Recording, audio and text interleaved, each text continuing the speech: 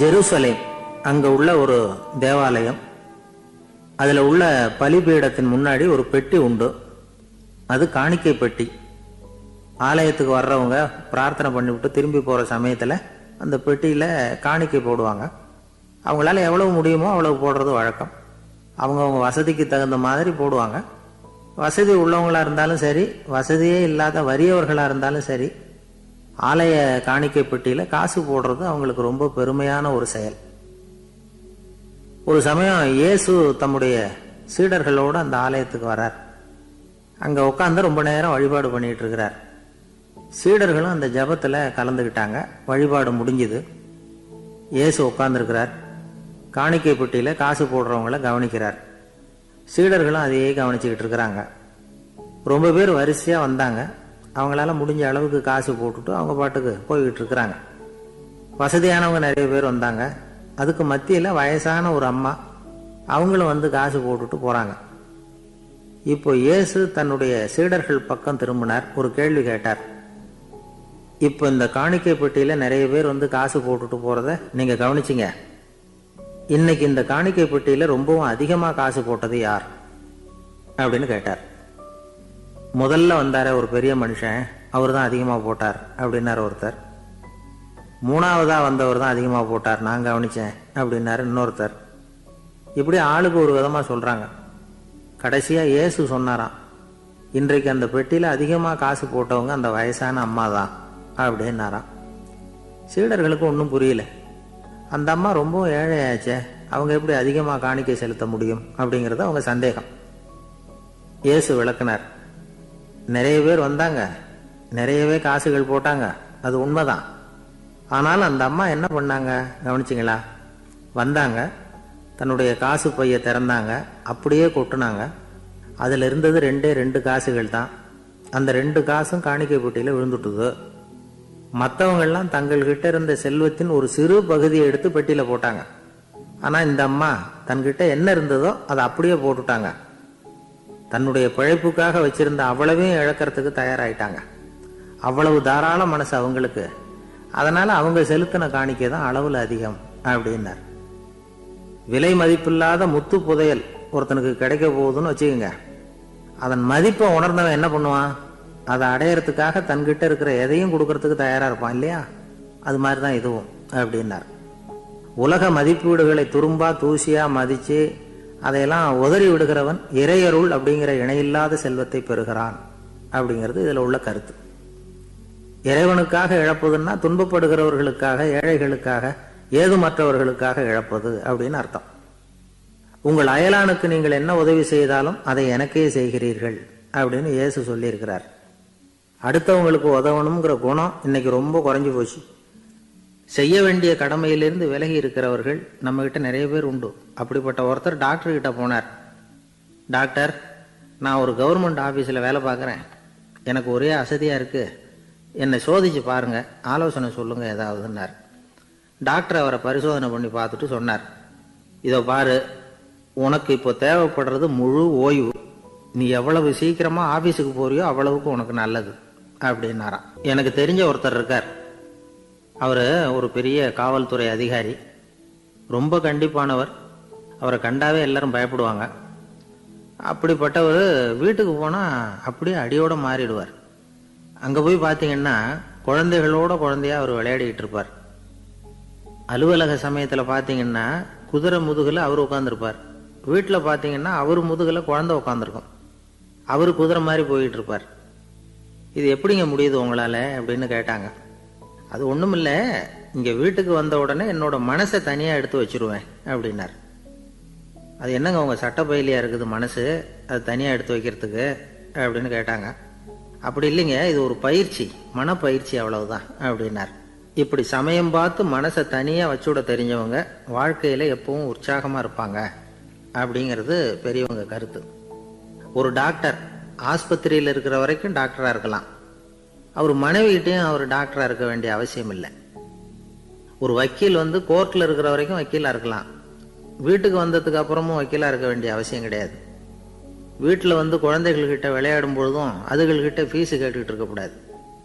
நாம் எப்படி இருக்கணும்னு பெரியவங்க சொல்கிறாங்கன்னா, மனசோட சேரப்படாதான், அப்படி சேராமல் வாழ்க்கையை கவனிக்கணுமா. மனசை அப்படியே தனியாக எடுத்து பக்கத்தில் வச்சுடணும். அப்படின்னா அதை அப்படியே தூக்கி எறிஞ்சுடு அப்படின்னு அர்த்தம் இல்லை. ஏன்னா மனசுங்கிறது நமக்கு உபயோகப்படக்கூடிய ஒன்று தான். எப்போ எப்போ அது தேவையோ அப்பப்போ எடுத்து உபயோகப்படுத்திக்கணும். தேவைப்படுறப்போ எடுத்து கண்ணாடியை மாட்டிக்கிறோம்ல, படிக்கும் பொழுது கண்ணாடி தேவைப்படுது எடுத்து மாட்டிக்கிறோம் இல்லையா, அது மாதிரி கணக்கு போடுறதுக்கு மனசு தேவை. கடைக்கு போய் ஒரு பொருள் வாங்குகிறோம், காசு கொடுக்குறோம், மீதி சில்லறை சரியாக இருக்கா அப்படின்னு எண்ணி பார்த்து வாங்க வேண்டியிருக்கு. அந்த சமயத்தில் மனசை எடுத்து தனியாக வச்சுட்டேன் அப்படின்னு சொல்லிட்டு இருக்கக்கூடாது. பரீட்சைக்கு படிக்க வேண்டியிருக்குது, படித்ததையெல்லாம் அப்படியே நினைவில் வச்சுக்க வேண்டியிருக்கு. அந்த சமயத்தில் மனசை தூக்கி எறிஞ்சுட்டேன் சார் அப்படின்னு சொல்லிட்டு இருக்கக்கூடாது. அப்படி சொன்னால் பரீட்சை நம்மளை தூக்கி எறிஞ்சிடும். அதனால் தேவைப்படுறப்போ மனசை உபயோகப்படுத்தணும், தேவையில்லாதப்போ அதை தனியாக ஓய்வு எடுத்துக்க விட்டுடணும். இப்படி நாம் பழக்கப்படுத்திக்கிட்டா வாழ்க்கைங்கிறது நமக்கு புதுசாக தெரியுமா. மனசுக்கும் ஒரு சக்தி கிடைக்கும். எந்திரங்களுக்கு ஓய்வு கொடுக்குற மாதிரி மனசுக்கும் ஓய்வு கொடுக்கணும், இல்லைன்னா அது களைச்சி போயிடும். குழந்தைகள் மனசை சுமந்துக்கிட்டு இருக்கிறது இல்லை. இது முதியவர்கள் குழந்தைகள்கிட்ட இருந்து கற்றுக்க வேண்டிய ஒரு பாடம். ஆனாலும் இந்த கால குழந்தைகள்கிட்ட ரொம்ப எச்சரிக்கையாக இருக்க வேண்டியிருக்கு. ஒரு தாத்தாவும் பேரனும் விளையாடிக்கிட்டு இருக்கிறாங்க. தாத்தா எனக்கு சைக்கிள் ஓட்ட கற்றுக் கொடு அப்படிங்கிறான் பேரன். சைக்கிள் உயரம் கூட இல்லை, அதுக்குள்ளே சைக்கிள் ஓட்டணுமா அப்படின்னார் தாத்தா. ஏன் தாத்தா, ரயில் ஓட்டுறாரே அவர் என்ன ரயில் நீளமாக இருக்கார் அப்படின்னு கேட்டானா அந்த பையன். ஒரு நல்ல நகைச்சுவை எப்படி இருக்கணும், இதுக்கு ஒவ்வொருத்தர் ஒவ்வொரு மாதிரியான விளக்கத்தை கொடுத்துருக்குறாங்க. ஆனால் கலைவாணர் என்எஸ் கிருஷ்ணன் கொடுக்குற விளக்கம் என்ன தெரியுமா? நகைச்சுவைங்கிறது அடுத்தவங்களுக்கு துன்பம் கொடுக்காம இருக்கணும், அடுத்தவங்க மனசை புண்படுத்தக்கூடாது, அதுதான் சிறந்த நகைச்சுவை அப்படிங்கிறார். அதுக்கு அவர் உதாரணமும் கொடுக்குறார். ஒரு ஏரி ஓரமாக 2 பசங்க நடந்து போய்கிட்டு இருக்கிறாங்க. அதில் ஒருத்தன் பணக்கார வீட்டு பையன், இன்னொருத்தன் ஏழை. இவங்க 2 பேரும் போய்கிட்டு இருக்கிறாங்க. வழியில் ஒரு இடத்துல ஒரு ஜோடி செருப்பு இவங்க கண்ணில் படுது. ஒரு விவசாயி அந்த செருப்பை அங்கே விட்டுட்டு பக்கத்தில் இருந்த ஏரியில் கை காலை கழுவிட்டு இருக்கிறார். உடனே அந்த பணக்கார பையனுக்கு ஒரு ஐடியா. அவன் சொன்னானா, டேய் இப்போ ஒரு வேடிக்கை செய்யலாம், அந்த செருப்பு 2ஐயும் தூக்கி எட்டத்தில் வீசி எரிஞ்சிருவோம். அந்த ஆள் பார்த்துட்டு செருப்பை தேடி அல்லாடுவான், அங்கேயும் இங்கேயும் ஓடுவான், திரு திருன்னு முழிப்பான். அதை பார்த்து நாம் ரசிக்கலாம், நல்ல தமாஷா இருக்கும் அப்படின்னு இருக்கான். இப்படி சொல்லிவிட்டு அந்த செருப்புகளை தூக்கத்துக்கு போனானா. கொஞ்சம் பொறு அப்படின்னானா அந்த ஏழை பையன். ஏன்னு கேட்டிருக்கான் அவன்.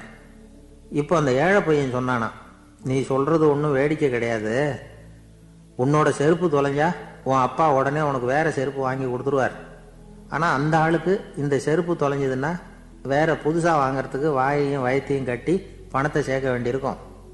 அதனால் நான் ஒரு வேடிக்கை சொல்கிறேன், அது மாதிரி செய், அது இன்னமும் தமாஷா இருக்கும் அப்படின்னானா. எப்படி அது சொல்லுன்னு இருக்கான் அவன்.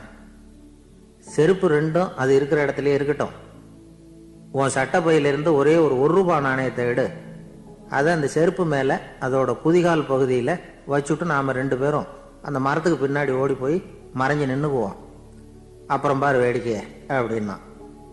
அதே மாதிரி ரூபா காசு செருப்பு மேலே வச்சுட்டு இவங்க 2 பேரும் மறைஞ்சு நின்றுக்கிட்டாங்க. கொஞ்ச நேரத்தில் அந்த விவசாயி வந்தார். காலில் உள்ள மண்ணை தட்டிவிட்டு செருப்பை மாட்டுறதுக்காக போனார். அங்கிருந்த காசு கண்ணில் போட்டுட்டுது. அவருக்கு ஆச்சரியமா போச்சு. அதை கையில் எடுத்து பார்க்குறார். 4 பக்கமும் திரும்பி திரும்பி பார்க்குறார், யார் இதை வச்சிருப்பான்னு. கடைசியில் ஆகாயத்தை பார்க்குறார். ஆண்டவா, இது உன்னோட கருணை தான், நீ தான் யாரோ புண்ணியவான் மனசில் தர்மம் பண்ணுற எண்ணத்தை உண்டாக்கி இருக்கிற, அந்த புண்ணியவான் நல்லா இருக்கணும் அப்படின்னு வாழ்த்தி அந்த காசை கண்ணில் ஊற்றிக்கிட்டாராம். மறைஞ்சிருந்து பார்த்துக்கிட்டு இருந்த ஏழை பையன் இப்படி சொன்னான், பாத்தியா உன்னை புண்ணியவான்னு வாழ்த்திவிட்டு போறார் அந்த ஆள், அவருக்கும் சந்தோஷம், அதை பார்த்து நமக்கும் சந்தோஷம். உனக்கு ரூபாங்கிறது ஒரு பெரிய விஷயம் இல்லை, ஆனால் அதனால் நமக்கு கிடைச்சிருக்கிற மகிழ்ச்சி ரொம்ப உயர்வானது அப்படின்னு நானா. வேடிக்கையும் கிண்டலும் இது மாதிரி அடுத்தவங்களுக்கு இடைஞ்சலா இல்லாமல் இருக்கணும் அப்படிங்கிறார் கலைவாணர். ஆனால் பாருங்க, அவருக்கே இடைஞ்சலா வர்ற விஷயங்களை கூட அவர் வேடிக்கையாக தான் எடுத்துக்கிட்டாராம். ஒரு தடவை ஒருத்தர் கலைவாணர்கிட்ட ஐயா என் குழந்தை செத்து போச்சு அப்படின்னு சொல்லி அழுதாராம். உடனே இவர் அவருக்கு 100 ரூபா பணத்தை கொடுத்து இந்தாங்க அடக்கம் செய்யுங்க அப்படின்னு சொல்லி அனுப்பி வச்சாராம். 1 வருஷம் கழிச்சு மறுபடியும் அதே ஆள் வந்திருக்கார். இவர் மறந்துருப்பாருங்கிற நினைப்புல, அண்ணே என் குழந்தை இறந்து போச்சுண்ணே அப்படின்னாராம். இவர் மறுபடியும் 100 ரூபாய் கொடுத்து ஆறுதல் சொல்லி அனுப்பி வச்சாராம். 7-8 மாதம் கழித்து மறுபடியும் அதே ஆள் வந்திருக்கார். அவர் வாயை திறக்கிறதுக்கு முன்னாடியே இவர் 100 ரூபாய் அவர் கையில் வச்சு, போன 2 தடவை தான் குழந்தை செத்து போச்சு, இந்த தடவையாவது அதை சாகாமல் காப்பாற்றி விடு அப்படின்னு சொல்லி அனுப்பி வச்சாராம். அதுக்கப்புறம் அந்த ஆள் வர்றதே இல்லையா.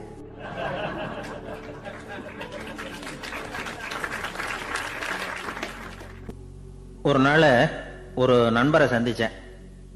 உங்கள் வீடு எதுன்னு உங்களுக்கு தெரியுமா சார்ன்னு. அவர் என்னை ஒரு மாதிரியாக பார்த்தார். அப்புறம் சொன்னார், தெரியும் அப்படின்னாரு. சரி, உங்கள் தொலைபேசி எண் உங்களுக்கு தெரியுமான்னு. அதுவும் தெரியும்னார். உங்கள் மனைவி மக்கள் யார் யாருன்னு உங்களுக்கு தெரியுமான்னு கேட்டேன். என்ன ஒரு மாதிரியாக பார்த்தார். அப்புறம் சொன்னார், அதுவும் தெரியும் சார் அப்படின்னார். சரி, நீங்கள் யாருன்னு உங்களுக்கு தெரியுமான்னு கேட்டேன். இப்போ தான் அவர் முழிக்க ஆரம்பித்தார். அவர் மட்டும் அப்படி இல்லை, நாம் எல்லாருமே அப்படி தான். எதிரில் நிற்கிறது யாருங்கிறது தெரியும், நாம் யாருன்னு நமக்கு தெரியாது. உண்மையிலேயே நாம் யார்? இந்த கேள்விக்கான பதிலை தான் வாழ்க்கை பூரா நாம் தேடிட்டு இருக்கிறோம். புத்தர் என்ன சொல்கிறார் தெரியுமா?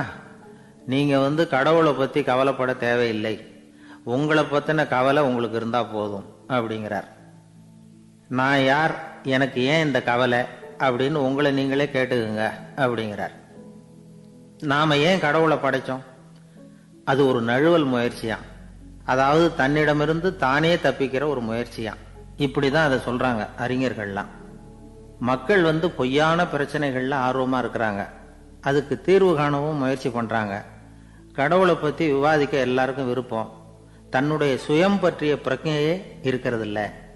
ஆகக்கூடிய விஷயம் என்னன்னா, கடவுள் சமாளிப்புக்கு பயன்படுத்தப்படுகிறார். மனவியல் என்ன சொல்லுது தெரியுமா? கடவுள், சொர்க்கம், மறுபிறவி இதை பற்றிலாம் பேச ஆரம்பிக்கிறவங்க யார் தெரியுமா? போருக்கு போகிறவன், துன்பத்தில் சிக்கி கஷ்டப்படுறவன், நோய் படுக்கையில் விழுந்தவன், இவங்க தான். நாம் அனுபவத்திலே பார்க்குறோமே இதையெல்லாம். கடவுளை துணைக்கு கூப்பிடுறவங்க யாருன்னு கவனித்து பாருங்க. பரீட்சை எழுத போகிறவன், வேலை தேடி அலையிறவன், பண நெருக்கடியில் இருக்கிறவன், விபத்தில் சிக்கிக்கிட்டவன், இவங்கெல்லாம் தான். தேர்வில் வெற்றி பெற்றதும் அவரை துணைக்கு கூப்பிடுறதில்ல, வேலை கிடைச்சதும் அவர் துணை தேவைப்படுறதில்ல. ஏன் இப்படி? கொஞ்சம் யோசனை பண்ணி பாருங்க. துன்பம் வருகிற போது அந்த துன்பத்தை தவிர்க்க வேண்டிய நிலையில அதிலிருந்து நழுவி போறதுக்காக பிரார்த்தனை தேவைப்படுது. எல்லாம் நல்லபடியாக நடக்கிறப்போ பிரார்த்தனை செய்யறதில்ல. புத்தருடைய வழி என்ன தெரியுமா? அந்த வழியில கடவுளும் கிடையாது, பிரார்த்தனையும் கிடையாது. புத்தர் செய்தது இதைத்தான். அதாவது கடவுள்கிட்ட இருந்து மனிதனையும், மனிதன் கிட்ட இருந்து கடவுளையும் அவர் விடுவித்தார். புத்த மதம் என்ன சொல்லுது தெரியுமா? கடவுள் பிரச்சனை அல்ல, மனிதன் தான் உண்மையான பிரச்சனை அப்படின்னு சொல்லுது. உங்களை நீங்க நல்லா தெரிஞ்சுக்கிட்டா போதும், நீங்களே கடவுள் ஆயிடுவீங்க அப்படிங்கிறது தான் புத்த மதம். அதனால நமக்கு தேவை உள்முக பயணம். நான் யார் அப்படிங்கிற கேள்வியோட உள்ள போகணும். அங்க போனாதான் தெரியும் நான் அப்படின்னு அங்க யாருமே இல்லைங்கிறது. இதெல்லாம் புத்தர் சொல்லுகிற ஒரு தத்துவம். தத்துவம்னு சொன்னாவே நமக்கெல்லாம் அதை புரிஞ்சுக்கிறது கஷ்டம்தான். நம்ம பொறுத்த வரைக்கும் தத்துவம்ங்கிறதுல 2 வகை உண்டு. ஒன்று தத்துவம், இன்னொன்று மகா தத்துவம். தத்துவம்னா என்ன தெரியுமா? கேட்குறவங்களுக்கு புரியக்கூடாது, அதுதான் தத்துவம். மகா தத்துவம் என்னன்னா சொல்றவங்களுக்கும் புரியக்கூடாது. அந்த வகையில் பார்த்தா இன்று ஒரு தகவலும் ஒரு மகா தத்துவம் தான். ஒரு ஊர்ல ஒரு ஆள் இருந்தான். கற்பனையிலேயே காலத்தை கடத்திக்கிட்டு இருந்தான். ஒரு நாள் ஒரு மரத்தடியில் உட்காந்துருந்தான். அவனுக்கு பசிக்கிற மாதிரி தெரிஞ்சுது. உடனே கற்பனையிலேயே சாப்பிட ஆரம்பிச்சிட்டான். அதாவது எதிரில் இலை போட்டு சாப்பாடு போடப்பட்டிருக்கிறதாகவும் அதை இவன் சாப்பிட்றதாகவும் நினச்சிக்கிட்டு கையை மட்டும் வாய்க்கும் தரைக்குமா அப்படியும் இப்படியும் கொண்டுகிட்டு போய் பாவனை பண்ணிகிட்டே இருக்கிறான். தூரத்தில் இருந்து பார்க்குறவங்களுக்கு இவன் ஏதோ பலமான விருந்து சாப்பிட்டுக்கிட்டு இருக்கிறான் அப்படின்னு தான் தோணும். அது மாதிரியே பண்ணிக்கிட்டு இருந்தான். அந்த வழியாக ஒரு சன்னியாசி வந்துக்கிட்டு இருந்தார். இவனை பார்த்தார். என்ன இவன் இப்படி பண்ணிகிட்டு இருக்கிறானே அப்படின்னு நினச்சாரு. கொஞ்ச நேரம் அவனையே உத்து பார்த்துக்கிட்டு இருந்தார். இவரை பார்த்ததும் அவன் இன்னமும் சுவாரஸ்யமாக சாப்பிட ஆரம்பிச்சிட்டான். அப்பப்பா, என்ன இது, இந்த குழம்பு இவ்வளவு காரமாக இருக்கு, என்னுடைய நாக்கே எரிஞ்சு போடும் போல இருக்க அப்படின்னு சொல்லிக்கிட்டு பக்கத்தில் ஒரு குவளையை எடுத்து தண்ணி குடிக்கிறது மாதிரி பாவனை பண்ணுறான். அப்பாடா, இப்போ கொஞ்சம் பரவாயில்ல அப்படின்னு சொல்லிக்கிட்டு குவளையை கீழே வைக்கிறது மாதிரி ஒரு பாவனை பண்ணுறான். சன்னியாசி பார்த்தார். என்னப்பா, சாப்பாட்டில் காரம் அதிகமோ அப்படின்னார். ஆமாம் சுவாமி, ஞாபகம் மறதியில் கொஞ்சம் மிளகாய் அதிகமாக சேர்த்துக்கிட்டேன் அப்படின்னா. சரி சாப்பிடு அப்படின்னு சொல்லிட்டார். அவன் சாப்பிட்டு முடிக்கிற வரைக்கும் பொறுமையாக உட்காந்துருந்தார். அவன் அப்பாடா அப்படின்னு சொல்லிட்டு மறுபடியும் தண்ணியை எடுத்து குடித்தான். எல்லாம் கற்பனையிலேயே. அதுக்கப்புறம் சன்னியாசி பேச ஆரம்பித்தார். இதை பாருப்பா, உன்னுடைய கற்பனையை நான் மெச்சுறேன். இருந்தாலும் உன் சாப்பாட்டில் ஒரு இனிப்பையும் வச்சிருக்கலாமே, ஏன் மிளகாயை அளவுக்கு அதிகமாக போட்டுவிட்டு அவஸ்தைப்படுறேன் அப்படின்னார். அவன் யோசிக்க ஆரம்பித்தான். அதுக்கப்புறம் இவர் சொன்னார், இதை பாருப்பா, இனிமேல உன்னுடைய கற்பனையும் உயர்ந்ததாக இருக்கட்டும் அப்படின்னு உபதேசம் பண்ணிவிட்டு போனார். எப்பவும் உயர்வை பற்றியே சிந்திக்கணும். உயர்வு கிடைக்கலன்னா கூட அப்படி சிந்திக்கிறத நிறுத்தப்படாது அப்படிங்கிறார் திருவள்ளுவர். உள்ளுவது எல்லாம் உயர் உள்ளல், மற்ற அது தள்ளினும் தள்ளாமை நேர்த்து. ஊக்கம் இல்லாமல் உலகத்தில் வாழ்ந்து பிரயோஜனம் இல்லை. அதனால உயர்வாகவே சிந்திக்கணும். அது நம்மளை ஊக்கப்படுத்தும். இது பெரிய ஒரு வாக்கு. இந்த உலகத்தில் கற்பனையிலேயே வாழ்கிற சில கஞ்சர்களும் உண்டு. அதாவது 2 கஞ்சர்கள் 2 பேரும் பக்கத்து பக்கத்து ஊரில் இருந்தாங்க. பொங்கல் சமயம் ஒரு கஞ்சன் தன்னுடைய மகனை கூப்பிட்டான். இதை பாருப்பா, பக்கத்து ஊரில் என்னுடைய நண்பன் ஒருத்தன் இருக்கிறான். அவனுக்கு பொங்கல் பரிசு ஏதாவது கொடுக்கணும். நான் ஒரு 4 ஆட்டுக்குட்டியை தரேன், நீ கொண்டுகிட்டு போய் கொடுத்துட்டு வந்து விடுறியா அப்படின்னு கேட்டான். சரி, நான் புள்ள ஒரு பைய கையில் எடுத்துக்கோன்னா அவன் எடுத்துக்கிட்டான். இந்த ஆட்டுக்குட்டி பிடிச்சிக்கோ அப்படின்னு சொல்லி ஒவ்வொன்றா போடுறேன் பார் அப்படின்னு சொல்லிட்டு 1 2 3 4 அப்படின்னு எண்ணிக்கிட்டே வெறும் சைகையாலேயே ஆட்டுக்குட்டியை பிடிச்சி போடுறது மாதிரி பாவனை பண்ணிகிட்டு இருக்கிறான். அவன் பிள்ளையும் அது ரொம்ப அக்கறையாக வாங்கிக்கிறது மாதிரி வாங்கிக்கிட்டு அந்த பையை தூக்கிக்கிட்டு அடுத்த ஊருக்கு போகிறான். இவன் அங்கே போய் சேர்ந்த நேரத்தில் அந்த கஞ்சன் ஊரில் இல்லை, எங்கேயோ வெளியில் போயிருக்கிறான். அவனோட புள்ள மட்டும்தான் வீட்டில் இருந்தான். இவன் அவங்கிட்ட, இதை பாரு, எங்கள் அப்பா உங்கள் அப்பாவுக்கு ஆட்டுக்குட்டி கொடுத்து அனுப்பியிருக்கிறாரு, பிடிச்சிக்கோ அப்படின்னு சொல்லி பாவனையிலேயே ஒவ்வொன்றா எடுத்து அவங்ககிட்ட கொடுத்துட்டான். அவனும் வாங்கிட்டான் வாங்கிறது மாதிரி. அப்புறம் சொன்னான், சரிப்பா, நானும் பதிலுக்கு ஏதாவது ஒன்றுகிட்ட கொடுக்கணும் இல்லையா, அதனால் அந்த பைய பிடி, ஒரு 10 எலும்பிச்சம்பழம் தரேன், பதிலுக்கு அதை நீ எடுத்துகிட்டு போ அப்படின்னு சொல்லி கையாலேயே ஒவ்வொன்றா எடுத்து போடுறது மாதிரி பாவனை பண்ணிவிட்டான். அவனும் ரொம்ப நன்றி அப்படின்னு சொல்லிவிட்டு அதை வாங்கிட்டு போயிட்டான். கொஞ்ச நேரம் கழித்து வெளியில் போயிருந்த அப்பங்காரன் திரும்பி வந்தான். உள்ள சொன்னான், அப்பா, உன்னோட நண்பர் அவருடைய மகன் மூலமாக உனக்கு 6 ஆட்டுக்குட்டி கொடுத்து அனுப்பியிருந்தார், நானும் பதிலுக்கு ஒரு 10 எலுமிச்சம்பழம் கொடுத்து அனுப்பியிருக்கிறேன் அப்படின்னா. எப்படிடா கொடுத்தேன்னு கேட்டார் அப்பா. இப்படி தான் கொடுத்தேன்னு சொல்லி சைகையிலேயே காட்டினான். இதை பார்த்ததும் அப்பங்காரனுக்கு பயங்கரமாக கோவம் வந்துட்டுது. பலார்னு அரைஞ்சுட்டான் பையனு. ஏன்பா அரைஞ்ச? 10 எலுமிச்சம்பழம் கொடுத்துட்டேனே அப்படிங்கிறதுக்காகவா அப்படின்னு கேட்டான். அது கூட பரவாயில்ல, நீ காட்டுற சைகையை பார்த்தா ஆரஞ்சு பழம் சைஸுக்கு இருக்குதே, அவ்வளவு பெருசா ஏன் கொடுத்த? அதுதான் எனக்கு கோபம் அப்படின்னா.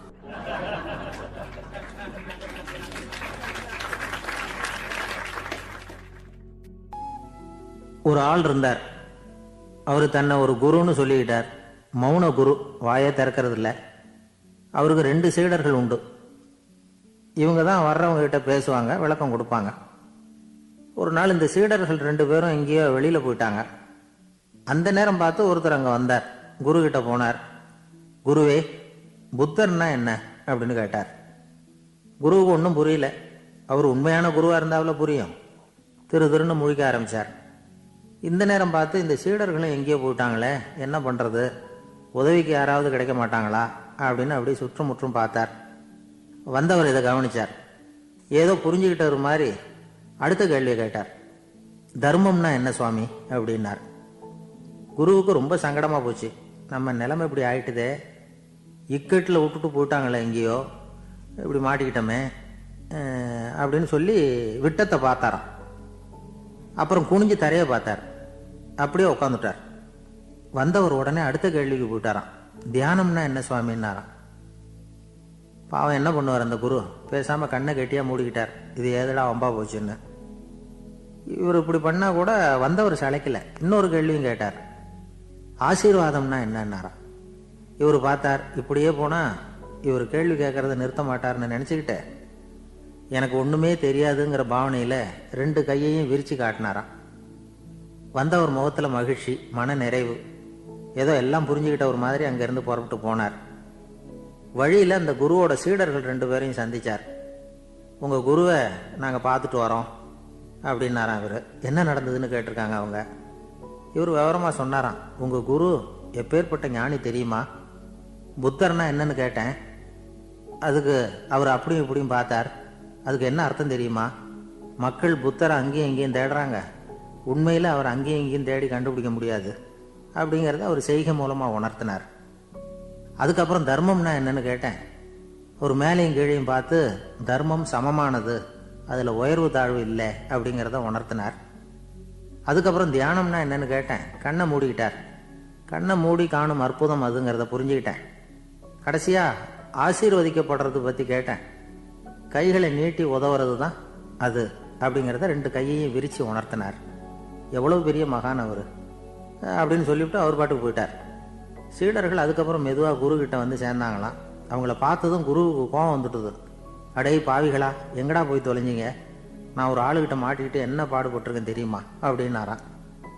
இது மாதிரி தான் நாம் சாதாரண மனிதர்களின் புற வேடங்களில் மயங்கி போயிடுறோம். அவங்க பேச்சு, செய்கை, பார்வை இதில் எல்லாம் ஏதோ பெரிய தத்துவம் இருக்கிறதாக நினச்சிக்கிறோம். உண்மையிலேயே அந்த தத்துவங்கள் யாருக்கு சொந்தம்? அவங்களுக்கு இல்லை, நமக்கு தான் சொந்தம். நாம தானே அதை கற்பிச்சுக்கிட்டோம். நம்மை நாம அடையாளம் கண்டுக்கிறது இல்லை, நாம் யாருங்கிறது நமக்கு புரியறதில்லை. அதுதான் இன்னைக்கு நடக்கிறது. அதனால தான் அடுத்தவங்களை தேடி ஓடிக்கிட்டு இருக்கிறோம். சில வீடுகளில் கூட இது மாதிரி சைகைகள் உண்டு. சில குடும்ப தலைவர்கள் தினமும் காலையில் கண்ணை கெட்டியாக மூடிக்கிட்டு கை 2யும் சுத்தமாக விரித்து வச்சுக்கிட்டு உட்காந்து தியானம் பண்ணுறது வழக்கம். எதுக்காக அப்படி பண்ணுறீங்கன்னு ஒருத்தரை பார்த்து கேட்டேன். இந்த மாதம் வாங்கின சம்பளம் பூரா தீர்ந்து போச்சு, இனிமேல் என் கையில் சுத்தமாக ஒன்றும் இல்லை, புதுசாக எதுவும் செலவு வச்சுடாத அப்படிங்கிறத அப்படி உள்ளங்கை 2யும் விரித்து காட்டி அவங்களுக்கு உணர்த்துறேன், அவ்வளவுதான் அப்படின்னார். ஒரு பெரிய நினைவு மண்டபம். அதுக்கு முன்னாடி ஒரு அப்பாவும் பிள்ளையும் நின்றுக்கிட்டு இருக்கிறாங்க. அந்த வழியாக போகிறவங்க வர்றவங்கெல்லாம் அந்த இடத்துல நின்று அது என்ன மண்டபம் அப்படின்னு விசாரிக்க ஆரம்பித்தாங்க. அந்த அப்பாவும் பிள்ளையும் தான் வர்றவங்களுக்கெல்லாம் விவரம் சொல்லிகிட்டு இருக்கிறாங்க. அதாவது இந்த இடத்துல ஒரு பெரிய மகான் சமாதி ஆயிருக்கார், அவர் சமாதியான இடத்துல இந்த நினைவு மண்டபத்தை கட்டியிருக்கிறோம் அப்படின்னாங்க. ஊர் பூரா இந்த செய்தி பரவிச்சு. நிறைய பேர் அந்த இடத்த தேடி வர ஆரம்பித்தாங்க. இங்கே வந்து கொஞ்சம் நேரம் உட்காந்துட்டு போனால் மனசுக்கு ஒரு நிம்மதி கிடைக்கிது அப்படின்னாங்க. அங்கே இருந்த உண்டியலில் நிறைய காசு போட்டுட்டு போகிறாங்க. பணம் கிடுகிடுன்னு நிறைய சேர ஆரம்பிச்சுட்டுது. பணம் நிறைய சேர்ந்த உடனே அந்த அப்பாவுக்கும் பிள்ளைக்கும் தகராறு வந்துட்டுது. பணம் சேர்ந்தாலே சொத்து தகராறு வரத்தானே செய்யும், அது மாதிரி வந்துட்டுது. பையன் அடிக்கடி நிறைய பணம் கேட்க ஆரம்பித்தான். அப்பா பார்த்தார், யோசனை பண்ணார், ஒரு முடிவுக்கு வந்தார். ஒரு நாள் பையனை கூப்பிட்டார். இதை பாருப்பா, நமக்குள்ள தகராறு வேணாம். அப்பாவும் பிள்ளையும் இப்படி சண்டை போட்டுக்கிட்டா பார்க்குறவங்க தப்பாக நினைப்பாங்க. அதனால் நமக்குள்ள சமரசமாக இதை தீர்த்துக்குவோம், என்ன சொல்கிற அப்படின்னார் அப்பா. சரின்னு நான் பையன். உடனே அந்த அப்பா என்ன பண்ணார் தெரியுமா? மகன்கிட்ட கொஞ்சம் பணத்தை கொடுத்தார். தன்கிட்ட இருந்த ஒரு கழுதையையும் கொடுத்தார். இதை வச்சு நீ பொழைச்சிக்கோ அப்படின்னு சொல்லி அனுப்பி வச்சுட்டார். மகன் அந்த கழுதையை இழுத்துக்கிட்டு அடுத்த ஊருக்கு போனான். வழியிலேயே அந்த கழுதை செத்து போச்சு. உடனே என்ன பண்ணலாம்னு யோசனை பண்ணான். ஒரு ஐடியா வந்தது. அந்த கழுதையை ஒரு சாலை ஓரமாக புதைச்சான். கையில் இருந்த பணத்தை வச்சு அந்த இடத்துல ஒரு கல் மண்டபம் கட்டினான். அந்த வழியாக 2 பேர் வந்தாங்க. இது என்ன மண்டபம்னு விசாரித்தாங்க. இந்த இடத்துல ஒரு பெரிய மகான் சமாதி ஆயிருக்கிறார் அப்படின்னா. இந்த செய்தி ஊர் பூரா பரவ ஆரம்பிச்சுட்டுது. நிறைய பேர் வந்து போக ஆரம்பித்தாங்க. இங்கே வந்தால் மனசுக்கு ஒரு பெரிய நிம்மதி கிடைக்குது அப்படின்னு வேற சொல்ல ஆரம்பித்தாங்க. வர வர கூட்டம் அதிகமாக வர ஆரம்பிச்சுட்டுது. உண்டியலில் பணம் நிறைய சேர்ந்துட்டுது. நகையெல்லாம் கூட கழட்டி காணிக்கையாக போட ஆரம்பிச்சுட்டாங்க. அப்பாவை விட மகன் பெரிய ஆளாயிட்டான். இதை கேள்விப்பட்டார் அப்பா. பையனை பார்த்துட்டு வரலாம்னு ஒரு நாள் புறப்பட்டு வந்தார். பையன் ஓஹோன்னு இருக்கிறான். பங்களா, காரு எல்லாம் வந்துட்டுது. எப்படிடா இந்த அளவுக்கு ஆனே அப்படின்னு விசாரித்தார். அப்பா, எல்லாம் உங்கள் ஆசீர்வாதம் தான். நீங்கள் கொடுத்த மூலதனத்தை வச்சு தான் இவ்வளவும் சம்பாதிச்சேன் அப்படின்னு நான் பையன். அது எப்படிறான்னு விசாரித்தார். அப்பா, நீங்கள் ஒரு கழுதை குட்டியும் கொஞ்சம் பணமும் என்கிட்ட கொடுத்து அனுப்பி வச்சிங்க. அதை எடுத்துக்கிட்டு வந்தேன். வர்ற வழியில் அந்த கழுதை செத்து போச்சு. உடனே யோசனை பண்ணேன். அந்த கழுதையை இந்த இடத்துல புதைச்சேன். கையில் இருந்த பணத்தை வச்சு மண்டபம் கட்டினேன். மகான் ஒருத்தர் சமாதி ஆயிருக்கார் அப்படின்னு வதந்தியை கிளப்பி விட்டேன். ஜனங்கள்லாம் ஏமாந்து போய் காசை கொண்டாந்து போட ஆரம்பிச்சிட்டாங்க. நான் பொழைச்சிக்கிட்டு இருக்கிறேன் அப்படின்னா. இப்போதான்டா நீ என் புள்ள அப்படின்னு சொல்லி சந்தோஷப்பட்டாரான் அந்த அப்பா. ஏன் அப்படி சொல்கிறீங்கன்னு கேட்டிருக்கான் பையன். கழுதை குட்டியை புதைச்சி மண்டபம் கட்டியிருக்கிற நீ, ஏற்கனவே நம்ம ஊரில் நாம் கட்டியிருக்கிறோமே மண்டபம், அது இந்த கழுதையோட அம்மாவை புதைச்ச இடம். மகான் சமாதி ஆயிருக்காருன்னு நானும் சும்மா கப்ஸா தான் விட்டுக்கிட்டு இருக்கேன் அப்படின்னாராம் அப்பா. முட்டாள் ஜனங்களை நினைச்சு அந்த 2 பேரும் சத்தம் போட்டு சிரிச்சாங்களாம். மனுஷன் ஏமாத்துறது ரொம்ப சுலபம். என் கூட படிச்ச ஒருத்தன் திடீர்னு ஒரு நாள் எல்லாருக்கும் அருள் வாக்கு சொல்ல ஆரம்பிச்சுட்டான். அவன் ஒரு ஆபீஸ்லயும் வேலை பார்க்கறான். ஆபீஸில் உள்ளவங்கெல்லாம் அவங்ககிட்ட வந்து அருள் வாக்கு கேட்கறது வழக்கம். ஒரு நாள் நான் அவன் முன்னாடி போய் உட்காந்து பேசிக்கிட்டு இருந்தேன். அப்போ அதே ஆபீஸில் வேலை பார்க்குற ஒருத்தர் அவங்ககிட்ட வந்து, சுவாமி, என் மேஜையில் வச்சிருந்த பேனா திடீர்னு காணாமல் போயிட்டுது, அது திரும்ப கிடைக்குமா எனக்கு அப்படின்னு கேட்டார். இவன் கண்ணை உருட்டி பார்த்துட்டு, அது உனக்கு கிடைக்காது, புதுசாக வேற ஒன்று வாங்கிக்கப்போ அப்படின்னா. சரின்னு அவர் போயிட்டார். அவர் போனதுக்கப்புறம் நான் மெதுவாக இவனை பார்த்து, அது எப்படிடா அது உனக்கு கிடைக்காதுன்னு அவ்வளோ உறுதியாக அவர்கிட்ட சொன்னேன் அப்படின்னு கேட்டேன். இவன் மெதுவாக என் காதுகிட்ட வந்து, அந்த பேனாவை கிளப்புனதே நான் தான் அப்படிங்கிறான். இங்கே இருக்கிற எல்லோருக்கும் வணக்கம். நான் வந்து அதிகமாக இந்தியாவை விட்டு வெளிநாடு எதையும் இதுவரை பார்க்காதவன். இப்பொழுதுதான் சமீபத்தில் தான் முதல் தடவையாக உங்கள் ஊருக்கு வந்திருந்தேன், சில காலங்களுக்கு முன்னால். இப்பொழுது 2வது தடவையாக இங்கே வர்றேன். இது ரொம்ப மகிழ்ச்சிகரமான ஒரு நாள்.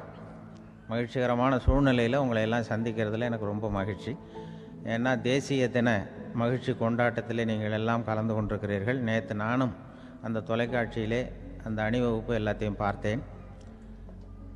எந்த அளவுக்கு ஒற்றுமையாக செயல்பட்டால் எதையும் வெல்லலாம் அப்படிங்கிறதுக்கு ஒரு உதாரணமாக இந்த நாட்டில் இருக்கிற நீங்கள் எல்லாம் உழைத்து கொண்டிருக்கிறீர்கள். அது எனக்கு ரொம்ப மகிழ்ச்சி. இப்படி ஒற்றுமையாக இருந்தால் எவ்வளோ பெரிய வியாதியை கூட விரட்டி போடலாம் அப்படிங்கிறது மாதிரி நிரூபித்திருக்கிறீர்கள். அதனால் உங்களெல்லாம் சந்திக்கிறதுல எனக்கு ரொம்ப மகிழ்ச்சி. எனக்கு இது மாதிரி இவ்வளவு பெரிய கூட்டத்தில் என்னோட வந்திருக்கிற பெரியவர்கள் பேசி பழக்கம். நான் வந்து அதிகமான கூட்டத்தில் பேசி பழக்கம் இல்லை. ஆனால் ரேடியோவில் ஒரு 20-25 வருஷம் பேசியிருக்கிறேன். அதனால் வந்து எனக்கு எதிரில் கூட்டமே இல்லாமல் பேசி தான் பழக்கம். அது வெறும் மைக்கு மட்டும் இருக்கணும், எதிரில் யாரும் இருக்கக்கூடாது. அப்படியே ரேடியோவில் பேசி பழக்கப்பட்டதுனால ஒரு பெரிய பிரம்மாண்டமான கூட்டத்தை பார்த்தது எனக்கே ஒரு மாதிரியாக இருக்கும். அதனால் கூட்டம் இல்லாமல் எனக்கு இப்போ கூட நீங்கள் எல்லோரும் எழுந்திரிச்சு வெளியில் போயிட்டால் ரொம்ப நல்லா பேசுவேன். நீங்கள் வெளியில் இருந்துட்டு கேட்கணும், ஏன்னா அப்படியே பழகி போச்சு. இருந்தாலும் இதில் எனக்கு என்னென்னா, இப்போ தமிழ்நாட்டில் நான் பலதரப்பட்ட கூட்டத்தில் பேசி சமீப காலத்தில் பேசியிருக்கிறேன். இந்த எல்கேஜி யூகேஜி படிக்கிற குழந்தைகள் முன்னாடி என்ன பேச சொல்லுவாங்க, எல்கேஜி யூகேஜி அந்த குழந்தைகள். அப்போ நான் எப்போ முடிக்கணுங்கிறது எனக்கு தெரியும். ஏன்னா அதுக்கு ஒரு அறிகுறி. அந்த குழந்தை என்ன பண்ணணும்னா மொதல் வரிசையில் இருக்கிறது அப்படி தரையை கீறும். கேச்சுன்னா அது போதும் அப்படின்னு அதுக்கு முடிச்சுக்கோன்னு அர்த்தம். அதை பார்த்து தான் நான் முடிச்சுக்கிறது வழக்கம். கொஞ்சம் பெரிய ஹைஸ்கூல்னால் யாராவது பசங்க 2-3 பேர் கொட்டாய் விடுவாங்க, அதை பார்த்து அதை முடிச்சுக்கிறது வழக்கம். கல்லூரின்னா விசில் அடிப்பாங்க யாராவது 1-2 பேர். இப்படி எனக்கு பலதரப்பட்ட எப்போ முடிக்கணுங்கிறதுக்கு அப்படிலாம் அறிகுறி உண்டு. எனக்கு ரொம்ப பிடிச்சது என்னென்னா, இந்த முதியோர் இல்லங்கள் இருக்குது பாருங்கள். முதியோர் இல்லம், பென்ஷனர் அசோசியேஷன்லாம் இருக்குது தமிழ்நாட்டில். எல்லாம் 60-70 வயசுக்கு மேற்பட்டவர்கள். அவங்க கூட்டத்தில் பேசுகிறது தான் எனக்கு ரொம்ப பிடிக்கும். ஏன்னா நான் பாட்டுக்கு பேசிக்கிட்டே இருப்பேன், அவங்களும் அசையாமல் கேட்டுக்கிட்டு இருப்பாங்க. அதுக்கு என்ன காரணம்னா, காது கேட்காது. அது எனக்கு அப்புறம்தான் தெரியும். பேசி முடிச்சுட்டு இறங்கி போனால் அந்த பெஞ்சில் உட்காந்துருக்கிற ஒரு நாற்காலில், என்ன சார் முடிச்சிட்டிங்க போல் இருக்கு அப்படிம்பார். எப்படி சார் கண்டுபிடிச்சிங்க? அதான் இறங்கி வந்தீங்கல்ல அப்படிம்பார். அதனால் அது மாதிரி கூட்டத்தில் ஒன்றும் எனக்கு வந்து சுத்தமாக யாரும் இருக்கக்கூடாது எதிரில். இல்லைன்னா அந்த முதியோர் இல்லம் மாதிரி அப்படி காது கேட்காதவங்களாம் உட்காந்துருக்கணும். இங்கே அப்படி இல்லை, எல்லாம் ரொம்ப விழிப்போடு இருக்குங்க, காதை திறந்து வச்சுக்கிட்டு. அது மாதிரி என்ன போன்ற ஆட்களுக்கு கொஞ்சம் இது பேசுகிறதும் என்ன, சில பேருக்கு என்னென்னா பேச்சு மைக்கை பார்த்ததும் எனக்கு எப்போ நேரங்காலம் தெரியாது, முடிக்கிறதுக்கு தெரியாது. அப்படியும் உண்டு பேச்சாளர்கள் பல ரகம். நான் கூட இப்போ ஒரு ஏற்பாடு பண்ணியிருக்கிறேன். என்னுடைய நண்பர் சுபாஷ்னு ஒருத்தர் வந்திருக்கார். அவர்கிட்ட சொல்லியிருக்கேன், நான் எப்போ முடிக்கணும்னு தோணுதோ அப்போ லேசாக தலையை சொறி நான் முடிச்சுக்கிறேன். என்ன கடிகாரமும் கிடையாது, ஒன்றும் கிடையாது, நான் எப்போ ஆரம்பிக்கிறேன் எப்போ முடிக்கிறேன்னு தெரியாதுன்னு சொன்னேன். இதே மாதிரி கும்பகோணத்தில் சமீபத்தில் ஒரு கூட்டத்துக்கு போகும்பொழுது அந்த ஏற்பாட்டாளரை உட்கார வச்சு, நீ முடிக்கணும்னு தோன்றப்ப தலையை சொரியா நான் புரிஞ்சுக்கிறேன்னு சொல்லிவிட்டு பெரியோர்களே தாய்மார்களேன்னதும் உடனே தலையை சொரிஞ்சாங்க. என்னையா அது உள்ளேன்னா, இல்லை இது தலை அரிக்குது அதனால் சொல்லிடுறேன், நீ அது வேறு மாதிரியாக சொல்லுவேன்னு சொன்னார். அப்படி ஒருத்தர் ஏற்பாடு பண்ணி உட்கார வச்சுருக்கேன் எதிரில். அவர் இன்னும் தலைக்கு கையை கொண்டு போகல, முதல் வரிசையில் உட்கார வச்சுருக்கிறேன். ஏன்னா இந்த பேசுகிறவங்களுக்கு அந்த கூட்டம் பார்த்துட்டா முடிக்கிறது எப்போ முடிக்கிறது என்ன எதுன்னு தெரியாது. அது ஒரு பேச்சாளர் அவர் பாட்டு பேசிகிட்டே இருந்தாராம், ரொம்ப நேரம் பேசிகிட்டு இருந்திருக்கார். பேசிகிட்டு இருந்தால் ஒன்றும் புரியல, நேரங்காலம் தெரியல. அவருக்கே தோணி ஒரு கட்டத்தில் அந்த பேசுகிறவருக்கு, ஐயா மன்னிச்சுக்கோங்க, நான் ரொம்ப நேரம் பேசிட்டேன் போல் இருக்கு, எவ்வளோ நேரம் பேசினேன்னு எனக்கே ஞாபகம் இல்லை, இந்த கை கடிகாரத்தை கூட பார்க்க மறந்துட்டேன், என்னை மன்னிச்சுக்கோங்க அப்படின்னாராம். அப்போ கோபமாக ஒருத்தர் எழுந்திரிச்சு, ஏன்யா கடிகாரத்தை தான் மறந்தேன், பின்னாடி மாட்டிருக்கிற காலண்டரையாவது பார்க்கக்கூடாதா அப்படின்னாராம். அப்போ தான் தெரியுது அவன் வாரக்கணக்கில் பேசிக்கிட்டு இருந்திருக்கான். போன வெள்ளிக்கிழமை ஆரம்பித்து இந்த சனிக்கிழமை முடிக்கிறது மாதிரி அப்படி ஆகிடும். ஏன்னா கடிகாரமும் கிடையாது. அது மாதிரி பேசுகிற பேச்சு ஆனால் பேசுனா என்ன சொல்லுவாங்கன்னா, எந்த பேச்சை கேட்டாலும் ஒரு